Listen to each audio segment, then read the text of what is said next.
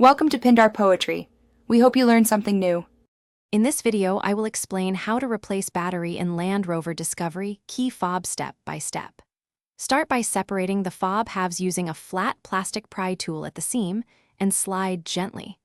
Pry slowly to avoid breaking the tabs and expose the battery compartment. Note the battery type and orientation, then remove the old battery with a non-metal tool and prepare the replacement for installation. With the cover removed, use a plastic pick to lift the old battery straight out without bending contacts or damaging the spring clip. Check the battery code printed on the cell so you can match the replacement exactly.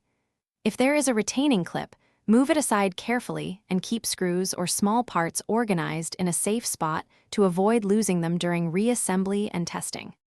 If you're finding this video helpful, please subscribe and like to support more practical car locksmith tips.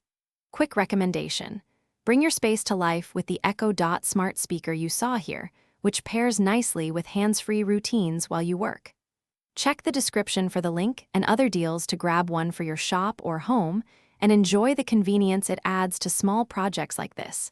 Now let's get back to the video. Place the replacement battery into the compartment with the same orientation noted earlier, ensuring the positive and negative faces align with the contacts. Press the cell down firmly until it clicks or sits flush against the spring clip, then close the fob halves gently and snap them together.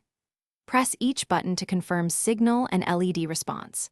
If it fails, reopen and check seating or try a fresh battery to rule out a bad cell. Thanks for watching. Consider subscribing if we helped you.